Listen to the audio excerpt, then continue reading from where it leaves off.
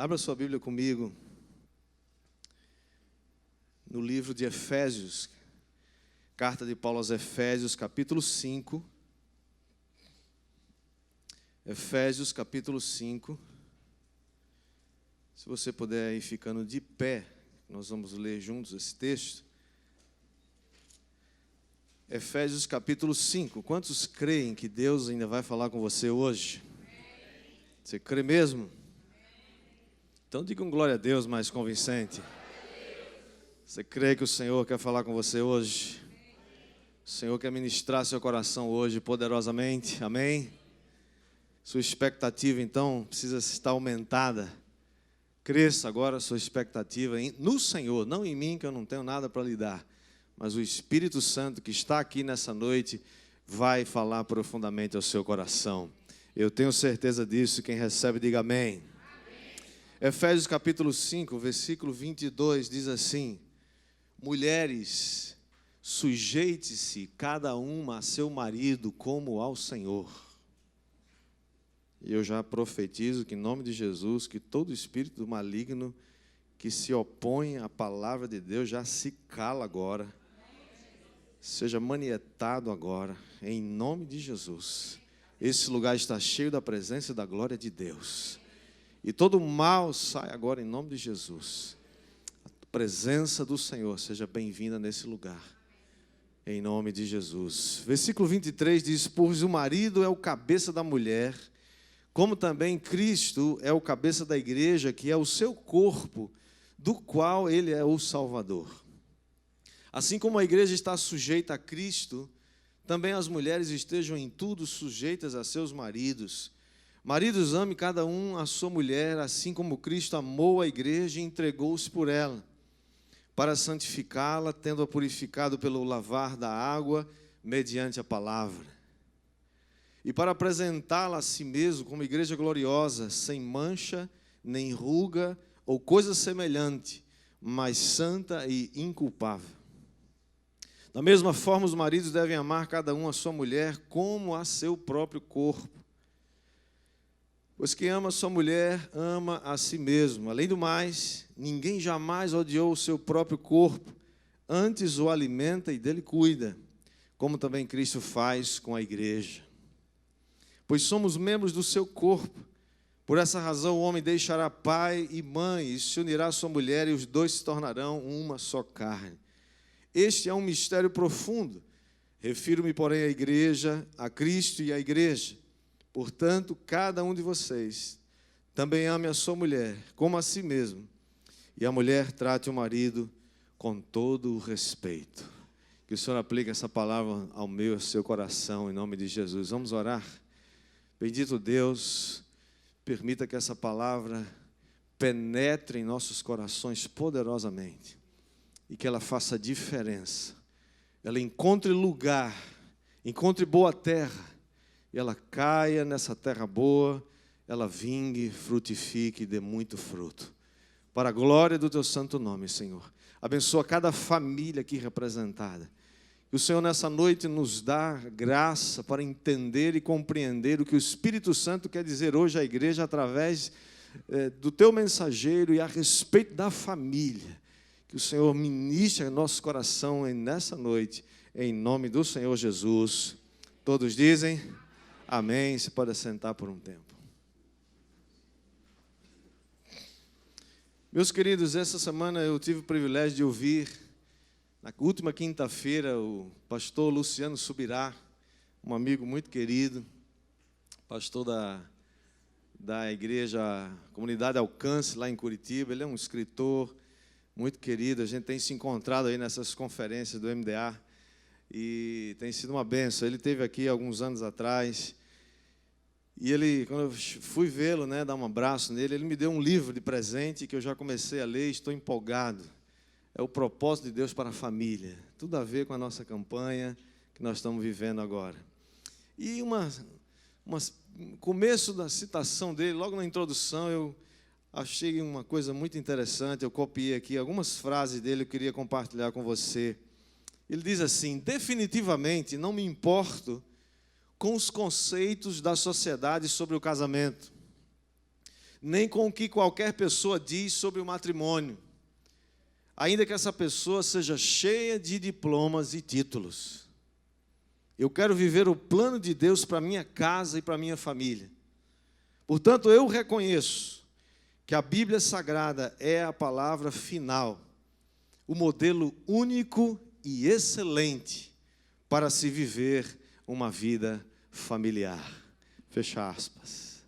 Irmãos, eu sou entusiasmado, empolgado com a família, porque essa é a vontade de Deus. Você não precisa perguntar para o Senhor se é vontade de Deus que a sua família seja bem-sucedida. Ele já disse que a sua família vai ser bem-sucedida. Você precisa crer nisso. Entretanto, para sermos bem-sucedidos, irmãos, não basta só ter sorte, não basta só ter boa vontade ou desejo de acertar. Né? Pessoas falam assim, eu vou ter um casamento abençoado. Ok, é o começo de tudo, mas no entanto, você precisa, mais do que isso, você precisa consultar o manual do fabricante. Você sabe o que é o manual do fabricante? Fala, Pedro. A Bíblia Sagrada, ok. O manual do fabricante é um manual que você compra um carro, um eletrodoméstico, alguma coisa, tem lá um manual de como você deve usar aquele equipamento, para não queimar ou para não usá-lo de forma inadequada. Portanto, Deus criou a família, Deus criou o homem e a mulher.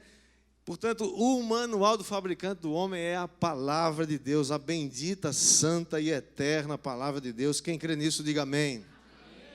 Embora, queridos, nós não negamos a importância de outros recursos importantes sobre o comportamento humano, cremos que eles jamais substituirão a força, o poder dos princípios eternos de Deus, as veredas antigas da palavra de Deus, pelas quais nós podemos caminhar nessa vida com segurança. Quem está entendendo, diga amém. É impressionante que até mesmo cristãos acreditem que a solução para seus problemas estão nos consultórios da psicologia. Nós não negamos a importância da psicologia, mas eu quero dizer a você hoje, mesmo que essas terapias alternativas sejam úteis em algum momento, nós não podemos desprezar, ignorar ou sermos indiferentes aos valores da palavra de Deus, porque quando nós quebramos esses princípios, infelizmente nós recebemos as consequências do nosso erro. Em nossa sociedade caída, infelizmente o matrimônio hoje tem se tornado algo banal. Ele tem perdido o lugar de veneração que a Bíblia sugere, que ela fala, que ela afirma. O escritor aos Hebreus diz, digno de honra e venerado entre todos seja o matrimônio, bem como o leito sem mácula, porque aos adúlteros e aos impuros Deus os julgará. Nós sabemos, queridos, que isso tem provocado como resultado, infelizmente, muita violência, muita dor, muito sofrimento, muita pobreza e muita insegurança. O matrimônio na sua forma original, conforme está descrito lá em Gênesis capítulo 2, versículo 24, se constitui no mais poderoso mecanismo para produzir caráter e maturidade. Temos nos assustado nos últimos tempos de vermos tanta corrupção, tanta mentira deslavada, tanta cara de pau, tanta cara encerada, né? Falando tantas coisas. Nos assustamos com isso, mas não percebemos que todas essas coisas são construídas no altar quebrado da família que não mais existe ou que tem sido desprezada todo o tempo. É quase impossível avaliar, por exemplo, como a santidade da vida humana tem sido tratada ou destruída por uma das maiores indústrias do presente século, chamado aborto. Milhões de crianças têm sido literalmente assassinadas pelas pessoas que deveriam mais amá-las, protegê-las e cuidar delas, suas próprias mães. Nós nunca vivemos um genocídio desse em toda a história humana. Já matamos mais bebês no mundo inteiro, através do aborto, do que as duas grandes guerras mundiais que houve no século passado.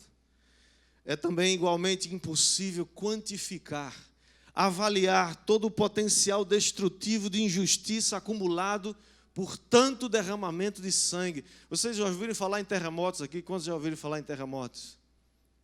O que é um terremoto? Terremoto, segundo os estudiosos, né, sismólogos, não sei como é que chama o nome deles, fala que tensões debaixo da terra, das placas tectônicas, vão se acumulando, e as tensões vão aumentando, até que uma hora isso não aguenta mais e explode e balança tudo e produz tsunamis, é uma destruição completa. O que nós estamos fazendo como sociedade, estamos acumulando um nível tão absurdo de injustiça. São como essas placas tectônicas, espiritualmente elas estão sendo abarrotadas de potenciais destrutivos. Uma hora isso vai explodir, e sabe onde isso vai explodir? Não é no mar, nem vai ser um terremoto físico, mas é uma hecatombe na família, é uma hecatombe na sociedade. Nenhuma sociedade civilizada suportou ou sobreviveu à destruição que está em curso hoje. É por isso que nós cremos com toda nossa convicção de que a igreja de Jesus é a única esperança desse mundo caído. Quem concorda comigo, diga amém. Só para você ter uma ideia, as pesquisas mostram que nos últimos 30 anos, o percentual de pessoas que apresentam distúrbios emocionais depressivos saltou de 3% aproximadamente, 30 anos atrás, para quase 30% hoje. É quase como se 1 em cada 3 pessoas desse planeta apresenta distúrbios depressivos absurdos. Isso já é uma calamidade. Sabe por quê? Desprezamos as águas limpas da palavra de Deus e temos ido beber sujeira, água contaminada desse mundo tenebroso. Por isso, eu afirmo, a igreja é a única esperança desse mundo, para esse mundo perdido, que a Bíblia chama de a coluna e a firmeza da verdade. Porque nós cremos que além de Deus estar sempre Deus tem um remanescente fiel. Quem crê no remanescente fiel, quem faz parte do remanescente fiel, sempre Deus tem um remanescente fiel. Mas além disso, eu creio, Deus está levantando uma geração diferente, de homens e mulheres, moças e rapazes, que estão dizendo não para essa destruição, que estão se levantando com ousadia e dizendo, eu vou me guardar para o meu casamento, eu não vou viver uma vida promíscua como a televisão está ensinando, eu não vou viver uma vida destroçada como estão dizendo que eu devo viver, eu vou, com fé em Deus e confiança na palavra, nós vamos restaurar os alicerces morais dessa nação. Quem está comigo, diga glória a Deus, eu recebo. A vontade de Deus é abençoar todas as famílias da terra. Gênesis 2, 3, Deus diz para Abraão, em ti serão benditas todas as famílias da terra. Essas todas as famílias incluem a sua família. Quem está aqui recebe, diga glória a Deus. Levante sua mão para o céu e pega a bênção agora. Salmo 68, versículo 6, diz que Deus faz que o solitário viva em família. Não importa se você já viveu solitário, se você não viveu uma vida, seu passado, sua família já quebrou, já se destroçou, não importa, não há nada quebrado demais que Deus não possa restaurar. Não há família quebrada demais que Deus não possa unir de novo, restaurar de novo. Quem crê, diga amém. Quero compartilhar rapidamente alguns princípios que você já deve ter lido essa semana, mas eu quero pontuar alguns deles. Por exemplo, o primeiro deles, o marido deve amar a sua esposa assim como Cristo amou a igreja. Vamos, a primeira coisa que nós vemos nesse texto, e talvez seja a coisa mais difícil, ou quem sabe poderíamos dizer a coisa mais impossível que nós podemos fazer. Nenhum homem aqui é capaz, nenhum de nós aqui é capaz de amar a sua esposa como Cristo amou a igreja. Por quê? Porque só Cristo conseguiu fazer o que Ele fez. Nenhum de nós consegue, o mundo não consegue. A única coisa que nos faz andar nesse caminho é se nós dependermos de Deus. Nós precisamos estabelecer uma escala de valores apropriada, irmãos. A palavra de Deus fala que o primeiro lugar na minha vida e na sua tem que ser Deus. Diga comigo, o primeiro lugar na minha vida é o meu Deus.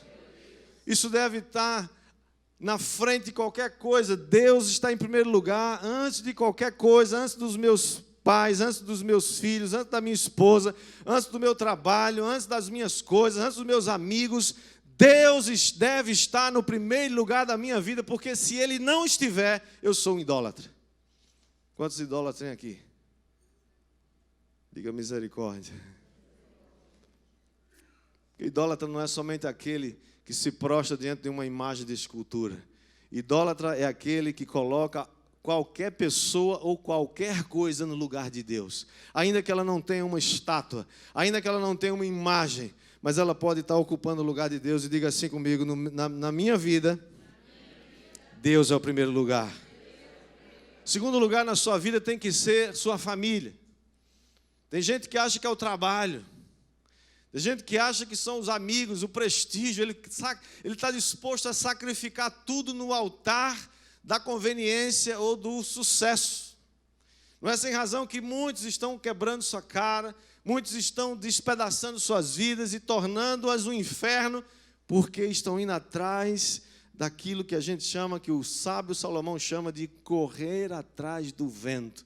Você nunca vai acompanhá-lo, não tem jeito. Você pensa que chegou, ele corre para outro lugar.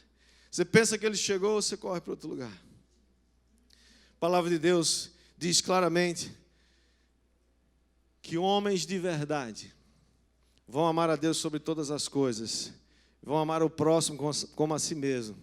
E esse próximo começa com seu cônjuge e com a sua família. E dentro da família ainda tem uma pessoa mais importante do que os filhos. Quem é? Seu cônjuge, sua esposa, seu esposo. Porque um dia, irmãos, pastor Josué Gonçalves diz uma coisa engraçada. Ele diz, filhos são hóspedes na sua casa. E são hóspedes exigentes. Eles querem tudo do bom e do melhor. E quando não tem, reclama. Mas eles são hóspedes que um dia vão embora. Um dia eles pegam o boné e falam, tchau pai, tchau mãe. E tem que ser assim mesmo, porque a Bíblia diz que tem que ser assim. O homem tem que deixar a sua casa, seu pai e sua mãe, e se unir à sua mulher. Tem uns marmanjos hoje, irmão, com 30, 40 anos, parece adolescente, e é mesmo, no mentalmente eles são. Mas precisa crescer, precisa botar para fora.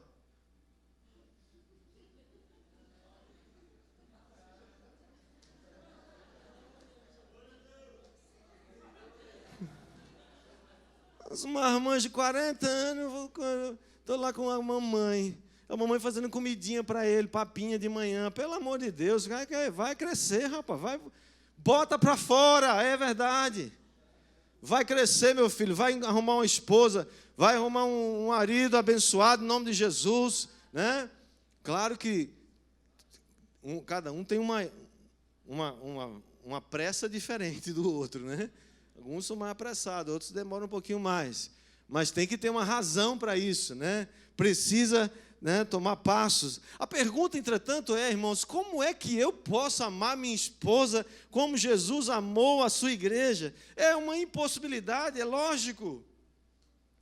Claro que nenhum ser humano consegue amar alguém, muito menos um homem consegue amar a sua esposa como Jesus amou a igreja, a menos que seja completamente submetido à unção do Espírito Santo na sua vida. Sem isso, nenhum de nós consegue.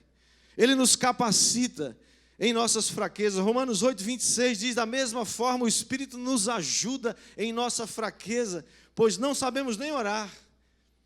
Mas o próprio Espírito, e diga comigo, intercede. Diga comigo, intercede. Intercede por mim.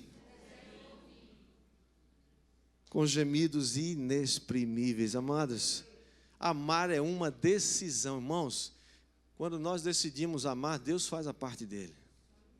Há muita gente achando que amar é um sentimento. Ah, não sinto, eu sinto, não sinto, sinto, não sinto, seja, sou, não sou, vou, não vou, deixo, não deixo, separo, não separo, como é que é? O amor acabou, não acabou, como é que é isso? Jamais tome decisões baseadas nos seus sentimentos, nem no seu coração. Seu coração é enganoso mais do que todas as coisas. Você quer seguir alguém que é enganoso mais do que todas as coisas? Quem quer ser guiado por esse negócio?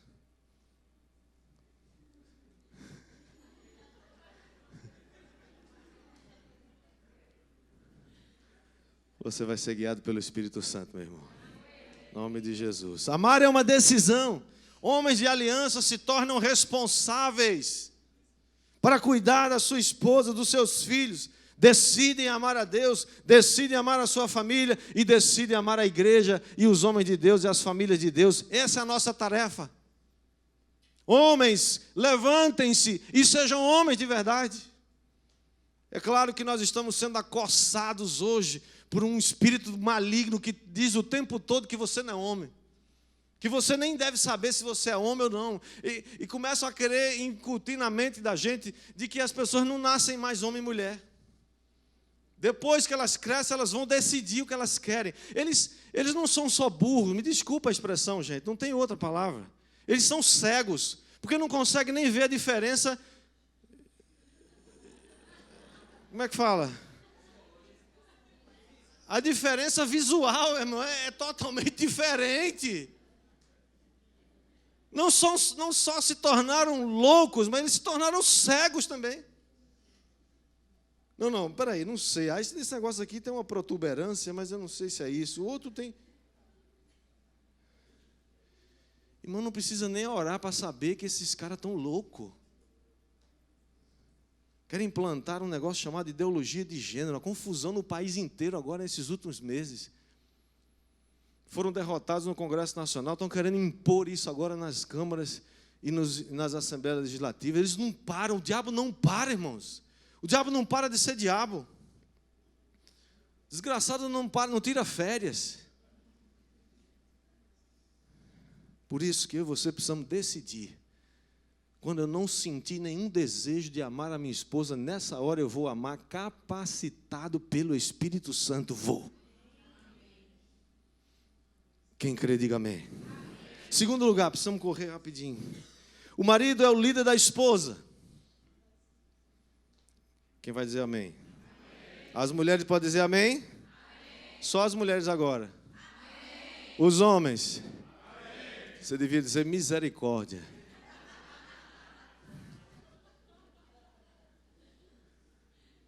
Deus delegou, é verdade. Deus delegou essa autoridade para o líder, que é o marido. Mas é muito perigoso ser líder. É muito perigoso ser homem. Isso não significa que a esposa está em segundo plano, nem que o marido é um mandão. Todo homem que acha que é um mandão porque é líder, ainda fica falando, o pastor disse, eu sou o líder, viu? Você me escuta, viu? Você vai fazer o que eu mandar agora, tá? Não, você só não entendeu nada, você é ignorante. Ser líder não é ser o mandão, não é ter a primazia, não é ficar em casa deitado, esparramado num sofá, com controle remoto na mão. Que cena grotesca, bizarra. Um homem crescendo a barriga, com controle na mão, me dá isso, me dá isso, me dá isso, me dá aquilo. Te levanta, vagabundo, vai fazer alguma coisa.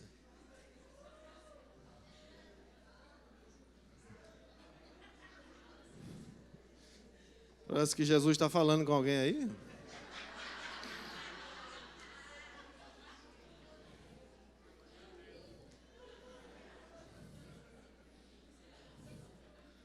Liderar tem a ver com ministrar.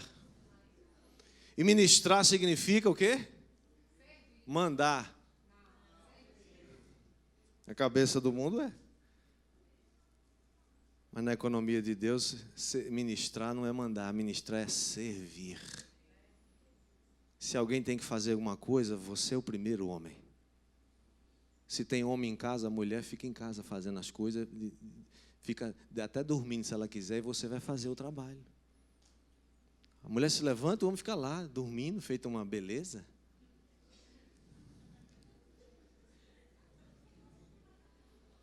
A lâmpada, quem tem que trocar é ela, porque o abençoado não tem mais como. Tem medo de vertigem para subir numa cadeira dessa, eu não posso.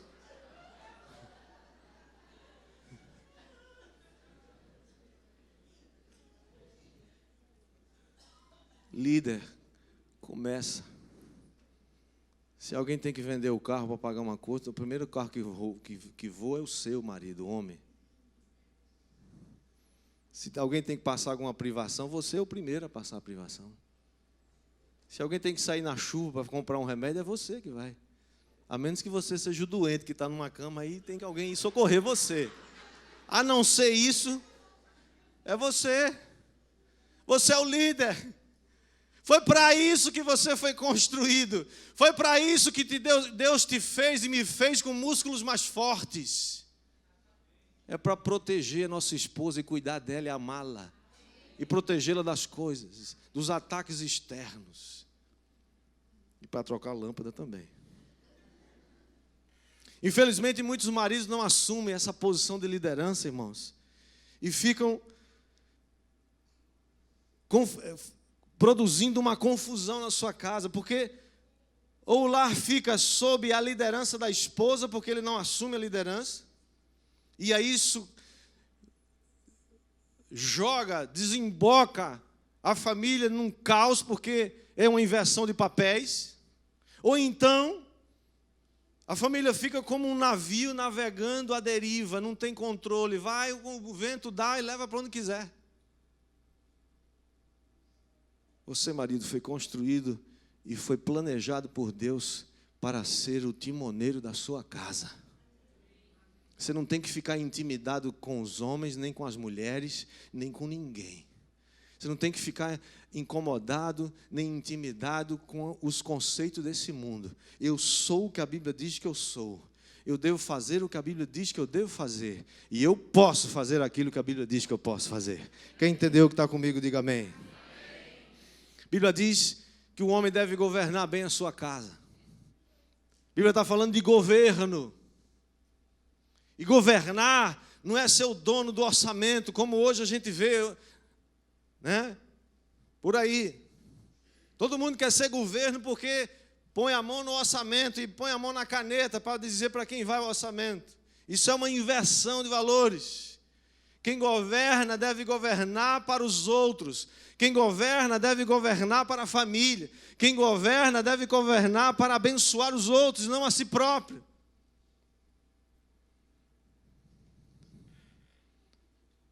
Infelizmente, muitos estão correndo da liderança, porque não sabem o que a palavra de Deus diz. Deus me capacitou e capacitou você a ser um líder de sucesso, segundo Deus e não segundo esse mundo. Quem recebe, diga amém. Terceiro, o marido deve cuidar e proteger a sua esposa. Jesus Cristo deu a sua vida. Ele se entregou, a Bíblia diz, o texto que nós lemos diz que ele se entregou, ninguém exigiu dele isso. Ele não foi forçado, ele disse, ninguém tira a minha vida, eu voluntariamente a dou. Ele se entregou voluntariamente por sua noiva, por sua igreja. É isso que nós estamos sendo chamados, irmãos, a ser. Homens que se doam voluntariamente, que estão prontos a se auto-sacrificarem. Para isso você precisa sacrificar um negócio chamado egoísmo.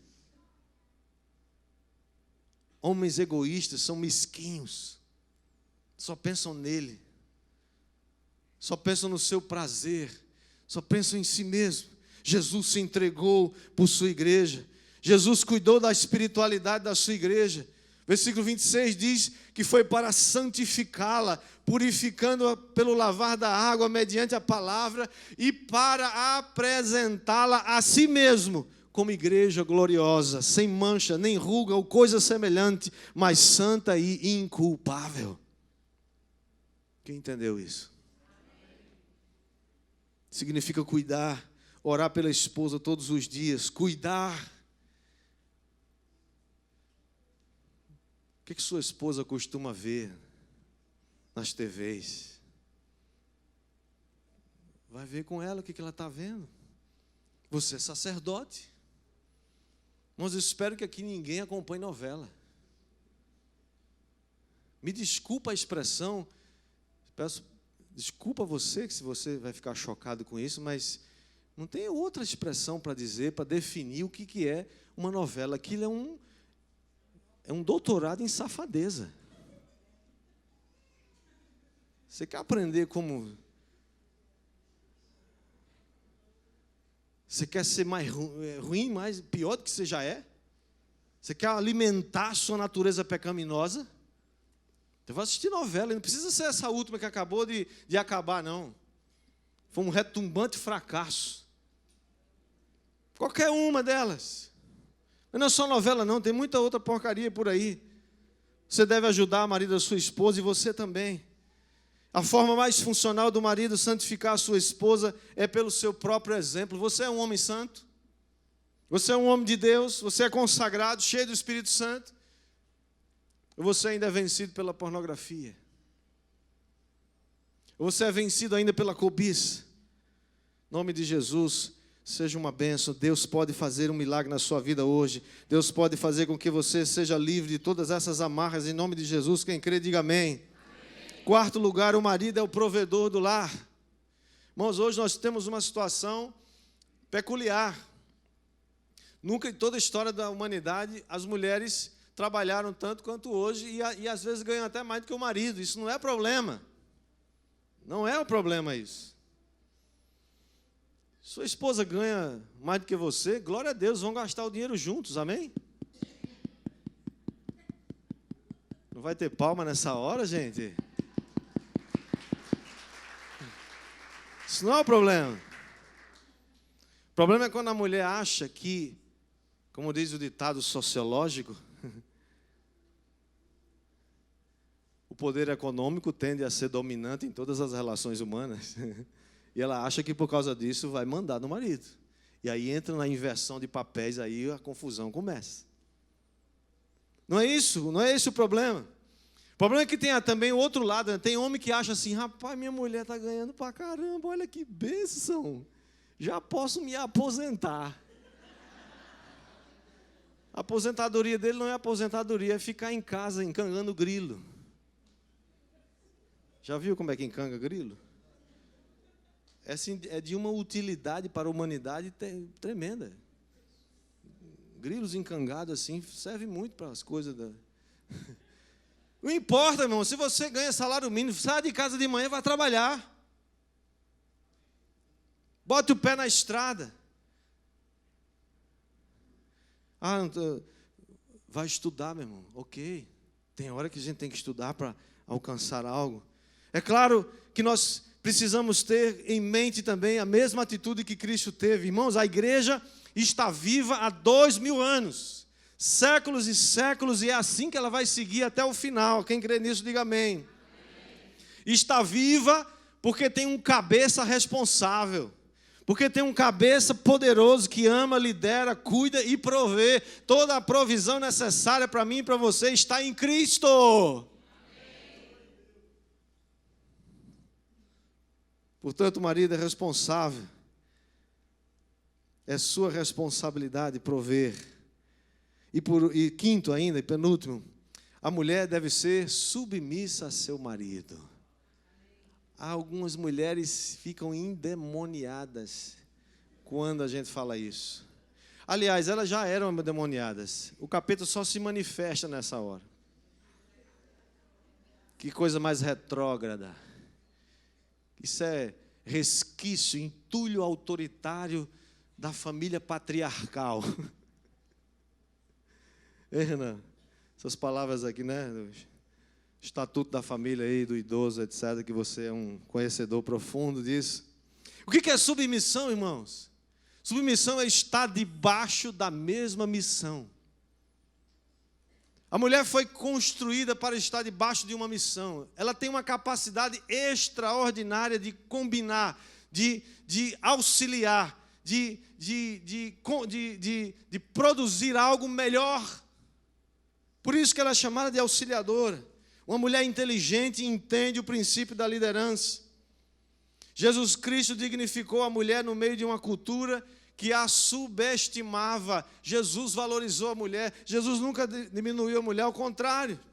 Ele abriu as portas do céu, as portas do reino de Deus e tratou as mulheres com justiça e com igualdade. As mulheres vão dar glória a Deus, né? Infelizmente, muitas mulheres se rebelam contra esse princípio e aí saem debaixo da proteção do guarda-chuva espiritual que Deus planejou para cuidar dela. E ela sai e diz, não, pode deixar que eu sei cuidar da minha vida. E aí a chuva cai todinha na cabeça dela. Porque não entende o princípio. O texto é claro, mulheres, submetam-se. Esse é o lugar, é o seu lugar de segurança. É submisso aonde o Senhor colocou você.